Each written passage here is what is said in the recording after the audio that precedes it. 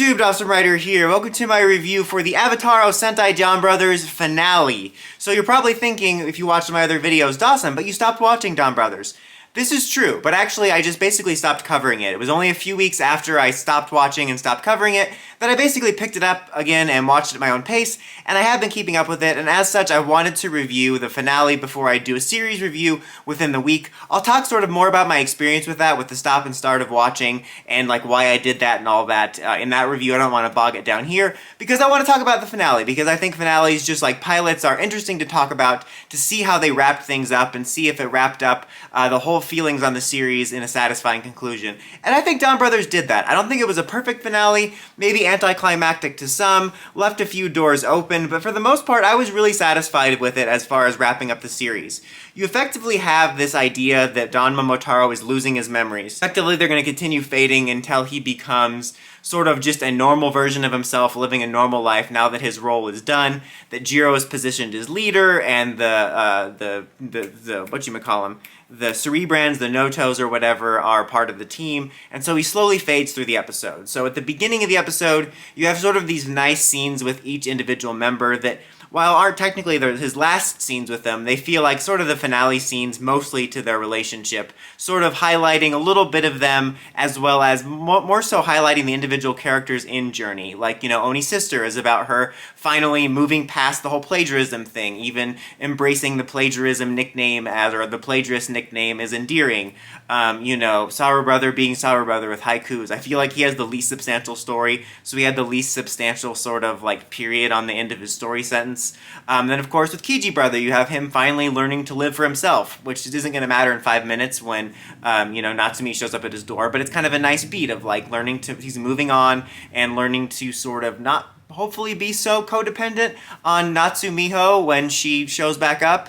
And then of course you wrap things up with Inui Brother with breaking up with Natsumi as she doesn't want to live on the run. They just kind of basically realize they've changed and aren't compatible, but he still, you know, wants to be a Don Brother, because that's what this is about. Like, do you still want to be a Don Brother? Do you like being a Don Brother? And he's like, yeah, I'm still going to fight for people, you know, who are in love. But if you're not in love and you're single, to hell with you, I'm not saving you. He doesn't say that, but I think it was implied. It just kind of highlights each of their individual relationships. It's a series of really nice scenes, because I think that this finale did a good job of sort of highlighting what I think one of, if not the main best thing about DonBrothers was, which was the characters and the lore and the relationships. And I thought this was kind of a nice way of sort of putting a period on the end of each character's sentence, you know, in terms of like wrapping up their story and showing you where they're at. And you know, and then of course Zenkaizer Black explains what's going on, except he doesn't explain who he is. It's honestly kind of confusing, to be honest. I mean, he explains like what's going to happen with Momotaro, which I just explained. He's going to slowly lose his memories until he kind of reverts to a normal life since his mission is done.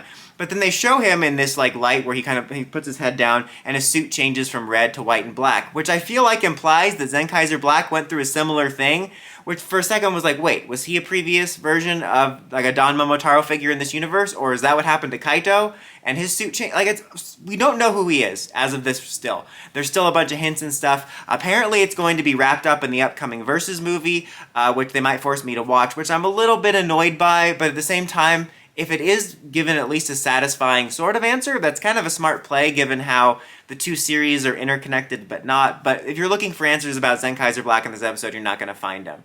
Then there's kind of a nice last like dinner scene, because Sonoi like doesn't want to accept what's going to happen to Momotaro, and it's kind of a nice last group scene where he's reminding Momotaro who everyone's names are, and he's able to give them kind of a last bit of like inspirational advice until he forgets who Sonoi is. While this is going on, we have these two new villains show up, which I think were like they showed up in the last episode, like these hooded villains that are kind of like these even higher up executives for the Cerebrans, who are like, look, you three clowns haven't done your job, we're gonna kill your asses. Like, that's basically what happens, which I found to be immensely satisfying. I think they're, just like the other villains, I think they're mostly here to give sort of a more substantial final villain or set of villains as we redeemed our core 3 villains for the series. But I like these two much better because they just kind of serve the purpose they need to. They're kind of more menacing and threatening with a little bit of quirk, whereas I'm going to be honest, and I'll talk more about this in the series review, I did not like the 3 new Cerebrans. Their suits were cool, the concepts were cool, but they were just annoying AF cartoons, and I hated them. So I was actually really satisfied to see them be taken out. But they basically take them out and steal 2 out of 3 of their powers. I honestly thought that they were going to survive or somehow, or one of them was going to survive or something, but they just, nope, gone. Maybe they'll show up in a team-up movie in the future. Who knows what they want to do with that. But I was surprised that they just cleanly cut them out to make these 2 the finale villains. And effectively, that's where we get to the final battle. We show up at the classic quarry. You know, we have the new team without Don Momotaro fighting against them. And of course, they're struggling without Momotaro. And Momotaro does get his memories back for one last battle, as, you know, Oni Sister is making a manga based on the DonBrothers story, which is kind of the framing device for this episode, as they begin the episode with, like, a flash forward of her presenting her manga, and then she gives, like, a raw copy to Don Momotaro, and he's reading it, which leads to a nice scene kind of reminiscing on some of the key moments with the characters through the series, and she leaves, like, this page blank with his roll call, so he's able to kind of literally fill in that last blank to show up. We do the big team final roll call with all the members, including the Cerebrans, and it's a pretty nice, cool, like, final roll call. It's interesting the way they split it up between, like, the split screen of the moment, but it's a really nice final visual. And there's also this really cool visual moment when they're in, like, the, I'm going to call the roll call world of them kind of all just waiting to see if Momotaro's going to get it. And it's just a really neat visual. But he obviously gets the final roll call, and he does one final attack, and he ends the battle, and then he disappears after that. And we also get, of course, a last kind of classic Don Momotaro grand entrance. I'm like, hey, the bike's there. Remember the bike? And then after that, it's kind of an epilogue thing. You know, we kind of loop back to where we were with Oni Sister, with her, you know, making her manga debut, and kind of an end cap on that with everybody there at the end. Saru Brother is still Saru Brother, doing Saru Brother haiku stuff. And, you know, Kiji Brother is moving out, but then Natsumi's there and she wants to continue their dream together as Natsumiho. Now it seems that Sononi and Inui Brother are together and they're on the run together. Very classic epilogue-y stuff. And Don Momotaro shows up with a delivery for Oni Sister at the end, but just as his new version of himself, sort of leaving it open-ended, obviously, for the future, and we're getting the team-up movie. And like I said, it wasn't the most climactic finale ever. It was bittersweet. It didn't have, like, a lot of shocks, like a random character death. I think it was, like, almost tied in a neat bow, but with a little bit of bittersweetness. You know, the way the whole romance story wrapped up, I'll probably discuss further in the series review, but I think I liked the way it wrapped up, because in a way it was kind of tied neatly, where everyone sort of got a happy ending to a degree. Thank you.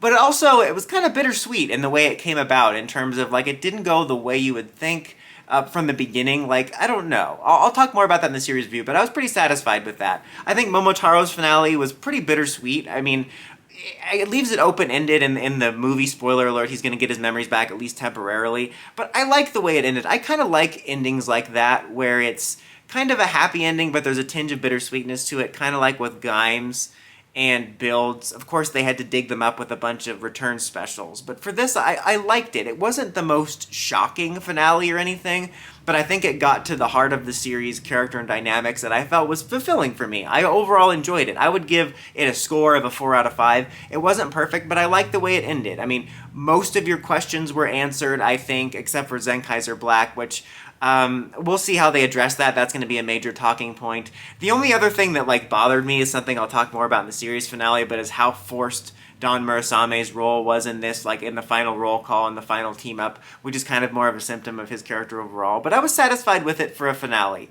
But let me know what you guys thought of the finale in the comments as always. As I said, there is a series finale forthcoming, hopefully within the next week. I'm hoping to get it out either right before the first episode of King-Ohger is reviewed or right afterwards. But like I said, let me know what you think in the comments. Until next time, don't forget to like, comment, subscribe, and climb the steps and ring that bell so you get notifications for my videos. Dawson Ryder, signing out.